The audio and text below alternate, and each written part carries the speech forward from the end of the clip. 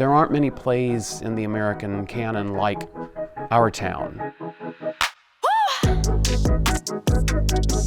I was actually nervous. People do know it, and sort of the cliche of it, of course, is that it's an empty theater with two ladders on stage. It's so stripped down, it's so bare. It's all about your imagination. It's so intentionally simple. It leaves so much room for the audience to project their own stories onto us. I pitched to Kenny the idea of having two windows in the back wall instead of the ladders, because it just sort of nudges the expectation a little bit. I love the sort of subdued colors. The color palette really comes from this sort of sitting on your old weathered back porch idea. The lights kind of make the scenery. It describes the spaces individually so beautifully. When it's supposed to be a street, I create a pathway for that.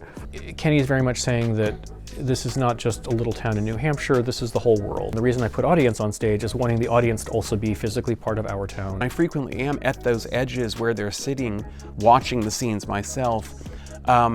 I love it when we all kind of chuckle at the same part. Our set is incredible, and you know, you look up and you see all these lanterns. I think there are 218 lanterns. The lanterns kind of like just popped into my head. They're a challenge to shoot through. All these lanterns are in the way of where you would normally shine spotlights. We had to build a whole grid out over the audience that doesn't exist in this theater. For what is ultimately kind of a simple gesture, it was technically quite complicated to get worked out. And it illuminates it in such a mysterious way. I see them as stars, I see them as our ancestors. If you look up at them, it's a big question mark. And then that incredible wall goes up. The wall lifts away to reveal the gravestones. And then you see more of those lanterns. I love the lighting for that. I was like, oh my God, I can't watch this again.